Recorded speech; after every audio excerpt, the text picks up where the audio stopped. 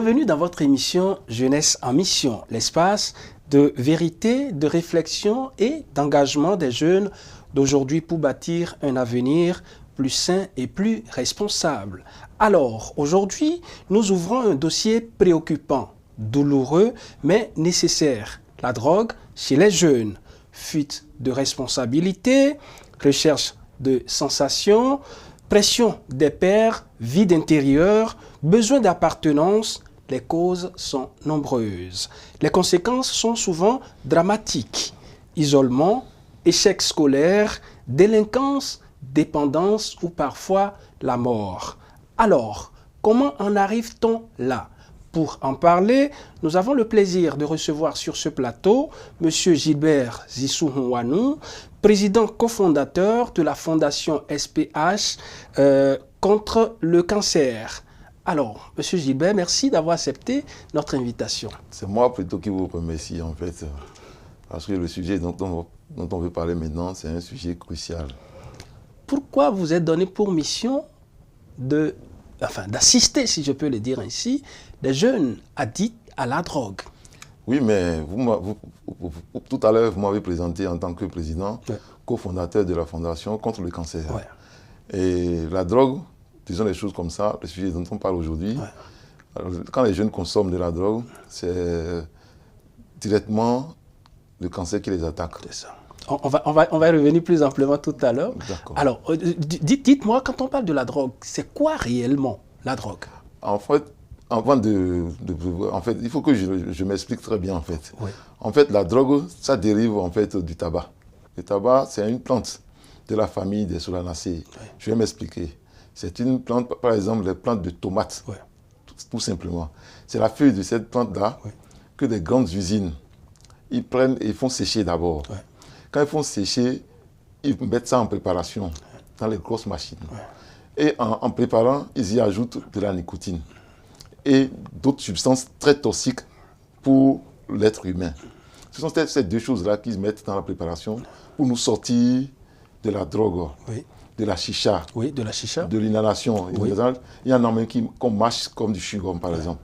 Il y en a, comment je vais vous dire, du cannabis. Oui. Tout ça là, même la cigarette simple que les gens fument, tout ça, c'est des dérivés du tabac.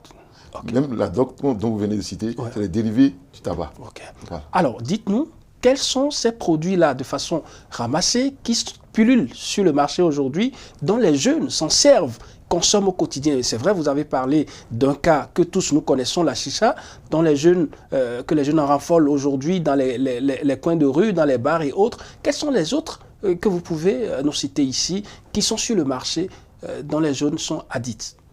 Oui, mais il faut dire quand même que notre pays s'est doté en fait d'une loi. Ça fait qu'on ne voit plus la cigarette, simplement que je viens de citer, dans les dérivés. On ne les voit plus sur les étalages comme on le voyait. Quand bien même il y en a. Il y en a, mais on ne le voit plus comme on le voyait. Par le passé. Par le passé, en fait, puisque la loi réprime ça. La loi réprime ça. Donc, tel que ça se fait maintenant, c'est la chicha que les gens en raffolent beaucoup. Plus. Et la cigarette, tout simplement que les gens fument.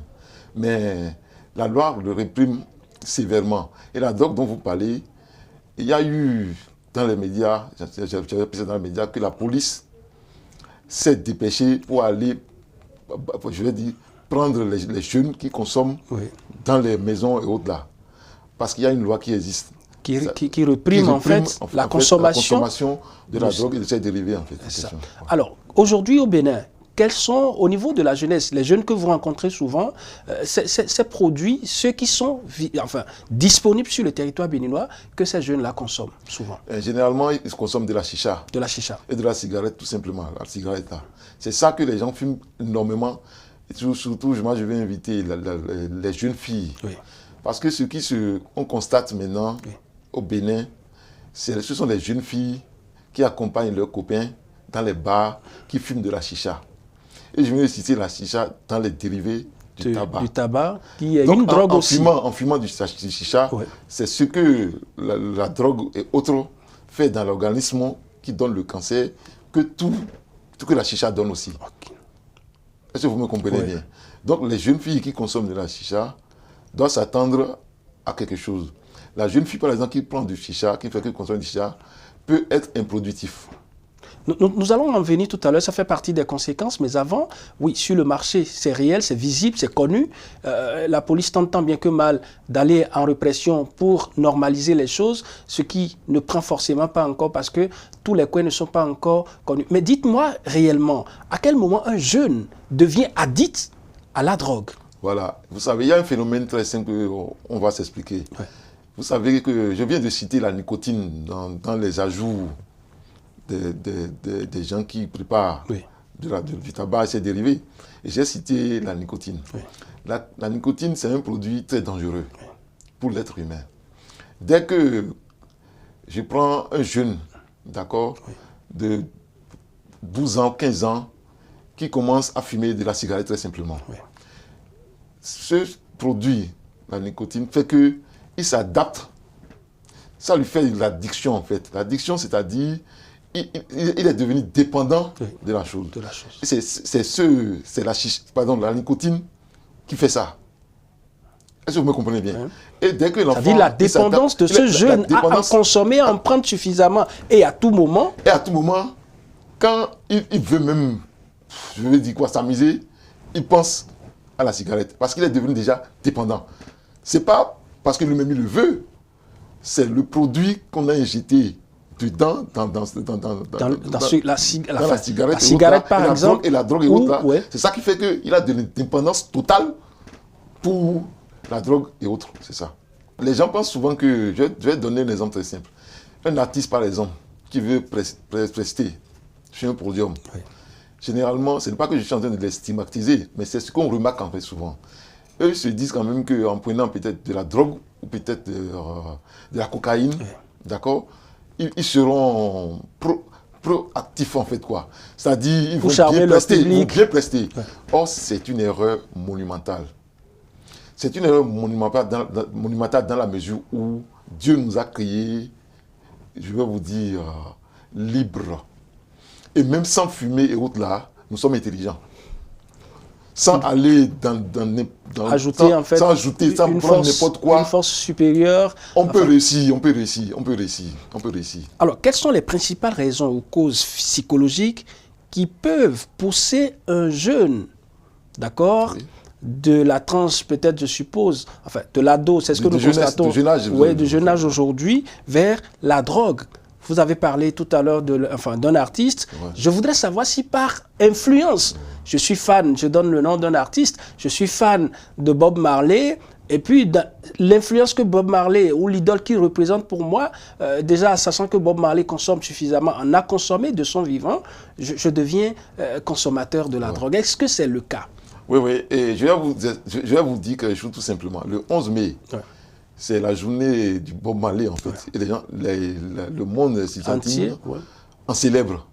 Et ce qui se passait, maintenant, à cause de nos sorties, il y a peut-être... La conscience est venue. Mais ces gens-là, quand ils sortent, souvent, pour cette journée, ils font quoi? Ils imitent l'artiste dont vous venez de parler, Bob Marley. En fumant de la drogue, de la cigarette et autres. C'est ça, en fait. L'influence que Bob Marley a, il ne faut pas copier pour copier, en fait. C'est ça. Les gens, quand ils voient Bob Marley, ce n'est pas vous et moi. Bob Marley, c'est un grand artiste. Oui, mais en voulant ressembler à l'artiste, à l'idole, on s'adonne à ce que lui-même prend pour prester. Or, c'était une erreur. Est-ce à dire que c'est par inconscience? Non, en fait, c'est de l'ignorance, moi je vais dire, c'est de l'ignorance, pas l'inconscience, c'est de l'ignorance. Parce qu'on ignore le mal qu'il y a dedans en consommant, on ignore. Alors, nous savons qu'au niveau de nos écoles, de nos collèges ou dans nos lycées, tout ce que vous voulez, aujourd'hui, entre jeunes, c'est un fait que la consommation entre jeunes de ce produit reste une réalité. Comment cela s'explique? Voilà. Je viens de parler d'un artiste. Oui. On le copie. Oui. Et vous et moi, nous avons été à l'école. Oui. Nous avons eu des amis. Oui. Si votre ami, je schématise des choses comme ça, vous emmenez souvent prendre, ou marauder, j'allais dire. Vous savez que vous allez prendre l'habitude d'aller faire du maraudage. Oui. C'est comme ça, un jeune qui a l'habitude de fumer et qui reste dans un coin. Il amène son copain à aller fumer. Le copain ne fume pas, mais lui, regarde faire. Lui, il va se dire que ce que son ami est en train de faire, c'est bon. Puisque l'incidence, ce n'est pas tout de suite, en fait. Oui. Lui-même, il va s'adonner à ça. C'est ce qui se passe dans la jeunesse aujourd'hui. Je vous ai dit tout à l'heure, quand on parlait, j'ai dit tout à l'heure que les jeunes gars, avec les jeunes filles, ouais. ils vont dans des bars. Et les jeunes gars prennent de la chicha. Et la jeune fille les accompagne. En fait, c'est ça. C'est un problème d'accompagnement. Est-ce que c'est un suivisme? Enfin, c'est du suivisme, en fait. C'est du suivisme, en fait. C'est du suivisme. C'est ça, on dira, c'est du suivisme. Alors, je voudrais savoir, puisque vous êtes au contact de ces jeunes, lors de vos sorties, quelle est la tranche d'âge dans laquelle on peut s'y conseiller aujourd'hui ces jeunes qui sont addicts à la drogue, consommateurs du produit? Parce que je l'ai dit tantôt, le fait est déjà là, c'est connu de tous. Ils en raffolent sur le marché. Même nos conducteurs de taxi moto, parfois, j'ai entendu parler, j'ai surpris un échange entre un Zémilian et son client, pas plus tard que quelques jours, qui disait que lui peut conduire 24 heures sur 24 sans forcément être fatigué, parce que derrière, il y a des produits que ces derniers prennent, qui sont également de la famille de la drogue, les tramadol, un peu de tout, ils connaissent les noms. Alors, quelle est la tranche d'âge dans laquelle on peut s'y construire aujourd'hui les jeunes qui consomment de la drogue? En fait, il n'y a pas de tranche d'âge pour consommer de la drogue, mais l'ignorance part de la jeunesse. Ça part de cette jeunesse dont nous parlons aujourd'hui. Parce que le jeune n'est pas conscient du mal qu'est. Et vous savez bien, pour dresser un homme, il faut commencer par le dresser dès le jeune âge. Le jeune, il fait ce que vous faites en tant que grand frère. C'est pour ça c'est très mauvais d'inviter son enfant à aller lui acheter même de la cigarette. C'est dangereux. Parce que l'enfant... Est-ce que vous voulez dire que commander même la cigarette, par exemple, à un enfant, oui. C'est grave. C'est grave dans la mesure où, dès que vous commandez de la cigarette à l'enfant, pour l'enfant, c'est qu'il vous achète quelque chose qui est bon. L'enfant se dit que ce qu'il va acheter pour son papa ou son oncle, son grand frère, que c'est bon. Et il le voit fumer souvent. Et quand lui le voit fumer, pour lui, c'est que l'action que vous menez, lui n'a pas la conscience derrière pour savoir que c'est bon ou c'est mauvais. Et est-ce que vous comprenez ce que je veux dire? Et l'enfant, il prend le goût à ce que vous faites. Et je veux te dire qu'un parent qui fume, même devant son fils, quand le fils il inhale, oui. C'est le même phénomène, pas fumer, lui-même il fume. Oui. Parce que j'ai cité dans l'inhalation tout à l'heure. Quand on commence par inhaler, c'est-à-dire le phénomène que ça fait vous, consommateurs, c'est le même phénomène que ça fait chez l'enfant. Les conséquences sont les mêmes. Sont les mêmes. J'ai cité la nicotine. L'enfant devient dépendant de la chose. Et dès qu'il ne sent pas l'odeur de la cigarette, il ne sera pas bien. Il ne sera pas bien.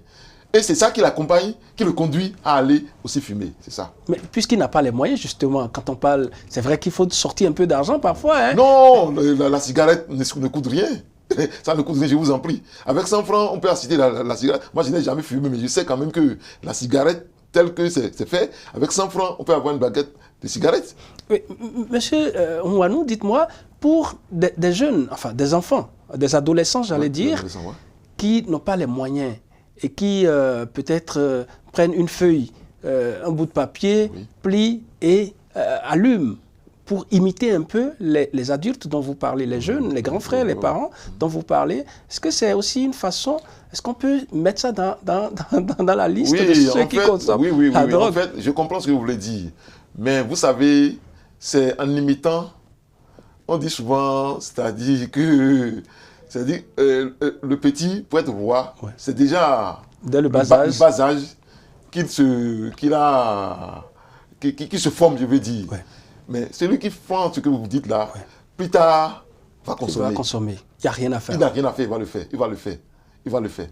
Nous allons poursuivre ce rendez-vous. Pour ceux qui nous suivent, nous sommes en train de parler quand même de la drogue. Et les jeunes aujourd'hui, c'est un fait, c'est une réalité que la jeunesse s'adonne de plus en plus à la consommation de la drogue. Nous abordons déjà les vacances, période par excellence où les jeunes se retrouvent entre eux et très vite, les dégâts sont venus. Et là, ça m'intéresse quand même d'aborder les conséquences parce que c'est vrai, nous consommons tous. Et parfois, il y a d'autres, on leur expose les conséquences, ils vont aux soins et on voit que tout ce qui est à l'intérieur n'est plus en forme et pourtant, c'est difficile pour eux de s'en débarrasser. Monsieur Mouanou, dites-nous quelles sont les conséquences à court,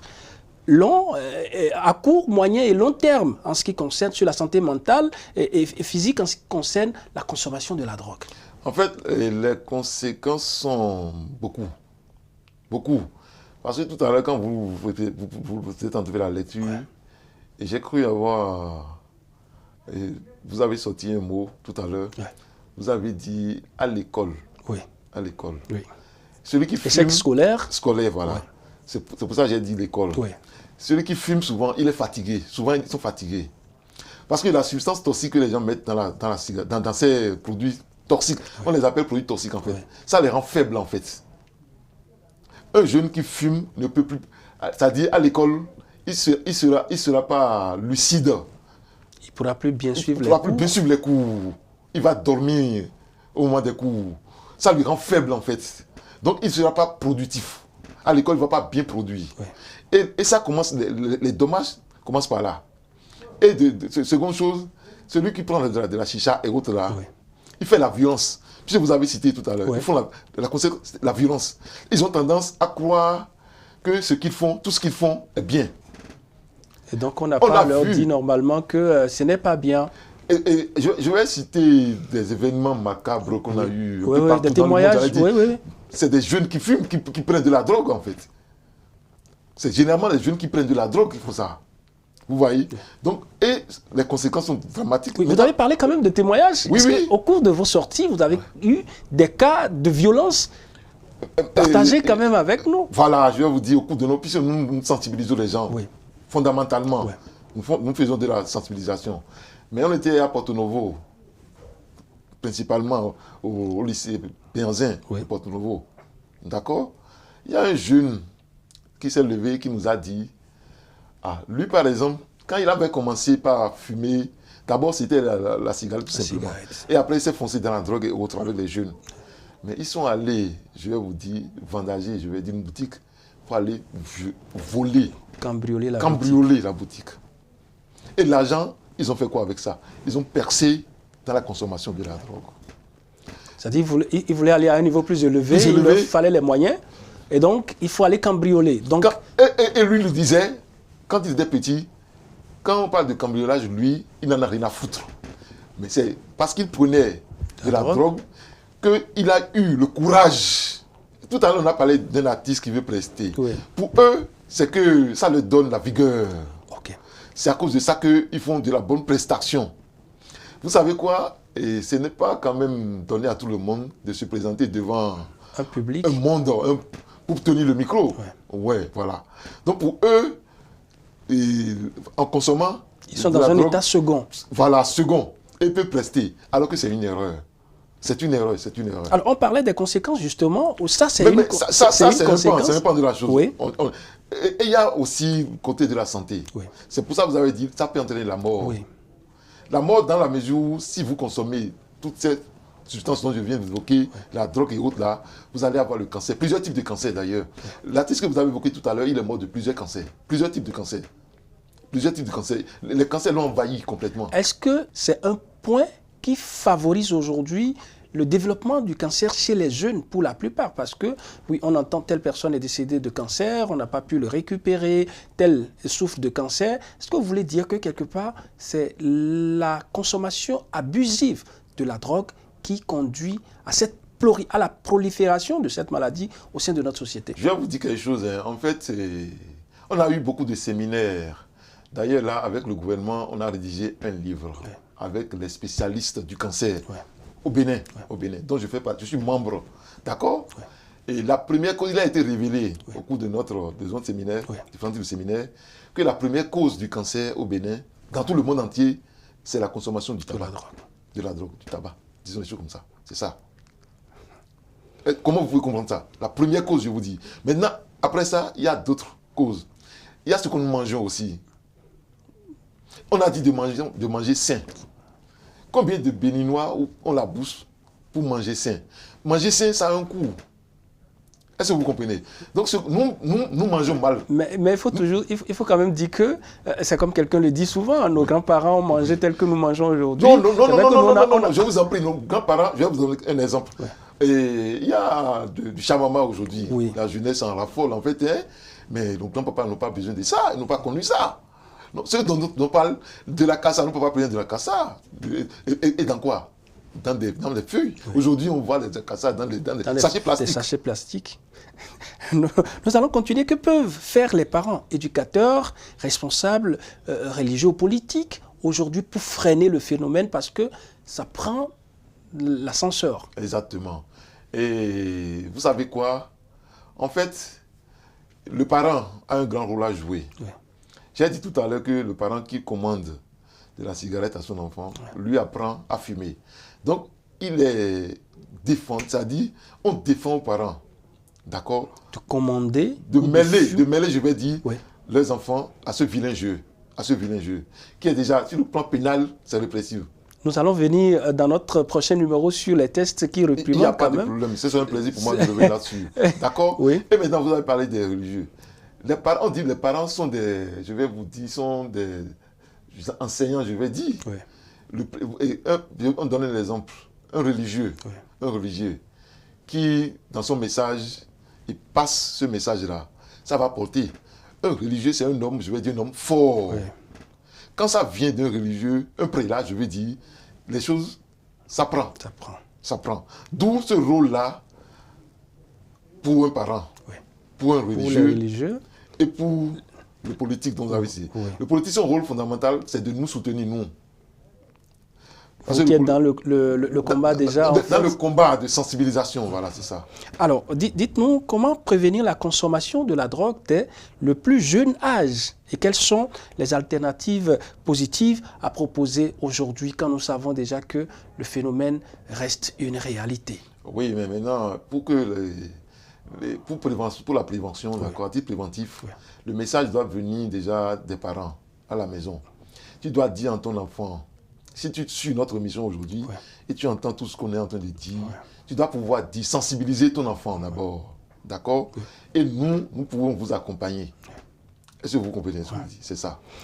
Alors, dites-nous, avez-vous rencontré un jeune enfin, nous tendons vers la fin de cette émission. Est-ce que vous avez rencontré un jeune qui s'en est sorti? Quel a été le déclic? Comment vous avez pu c'est dommage quand même que nous tendons déjà vers la fin de cette émission. Ça va vite en fait. Ouais. Oui, un jeune, par exemple, ouais. Il faut dire à la jeunesse, d'accord, ouais. De ne jamais fumer. Ouais. D'accord. Ouais. Et fumer, ça ralentit. Ça ne fait pas grandir. Et ça, c'est mortel. C'est mortel. Ouais. Fumer, c'est mortel. D'accord, il dit à la jeunesse de s'attaquer à ses études que de fumer. Et de dire aux autres même qui ne sont pas élèves et autres là, d'attaquer à leurs travaux. C'est ça. Et de laisser la consommation de tabac, de cocaïne, de la drogue. Même de l'alcool si possible. Même, on en reviendra aussi, oui. On en reviendra. Et j'ai dit, la cause principale d'abord, oui. C'est la consommation du tabac, qui est la cause principale du cancer, on veut dire. Et les autres, on va en revenir. Alors, oui, le jeune dont je veux que vous parliez, oui, oui. C'est quelqu'un que vous avez pu récupérer de la drogue, pardon. Ah oui, c'est ce que vous voulez dire en fait. Oui. Ah oui, je comprends, vous comprenez maintenant. Non, j'ai parlé de Porto Novo tout à l'heure, au lycée. Oui. Le jeune dont je vous ai parlé, par exemple, oui. Il m'a dit, il nous a révélé que lui ne savait pas qu'il y a eu, c'est-à-dire consommer la cigarette, là, peut donner le cancer, oui. Et autres phénomènes. Non, il a dit qu'il ne va plus fumer, il ne va plus faire ça. Mais comment le déclic est venu? Est-ce que ça dit seulement? Non, ce n'est pas en lui parlant en fait, parce qu'il est devenu dépendant déjà. Oui. On l'a envoyé chez un psychologue. Voilà. Et c'est le psychologue qui va faire le travail qui reste en fait. Parce que quand vous devenez dépendant, comme on l'a dit tout à l'heure, oui. Il est difficile de s'en sortir. C'est ça. Nos simples sensibilisations là, ça ne suffit pas. Vous voyez. Donc il faut un spécialiste. Il faut un spécialiste, d'où le psychologue. Mais quand on sait aujourd'hui que tout le monde n'a pas les moyens d'engager un spécialiste pour son enfant, son neveu, son cousin ou son ami, oui. Comment qu'est-ce que vous proposez très souvent? Que nous qui sommes ici, nous faisons un travail remarquable en fait. Dès que vous nous contactez, nous pouvons vous confier à un... C'est pour ça que nous saluons tous les acteurs qui travaillent avec nous. On peut vous convier à un psychologue qui va faire ce travail-là. Tout le travail. Tout le travail. Merci à vous, M. Gilbert Zinsou-Mouanou. Je rappelle que vous êtes le président cofondateur de la fondation SPH contre le cancer. Nous parlions tantôt de la drogue et de la jeunesse. Merci à toutes et à tous, qui nous aviez suivis. On a parlé des causes, on est tombé sur les conséquences d'ailleurs assez dramatiques qui peuvent conduire à la mort, on l'a dit dans cette émission. La jeunesse aujourd'hui souffre énormément de cette maladie appelée le cancer et beaucoup se posent des questions sur quelles peuvent être les réelles raisons. Alors vous venez de comprendre que la consommation de la drogue, de la chicha, comme on l'observe, on le constate dans nos bars et restaurants, aujourd'hui sont les causes, les conséquences de ce que nous sommes en train de pleurer tous les jours. Mesdames et messieurs, c'est la fin de cette émission Jeunesse en Mission. Merci à toute l'équipe de réalisation. Merci à vous tous qui nous aviez accordé ces quelques minutes pour nous suivre de bout en bout. Merci, au revoir et à très vite.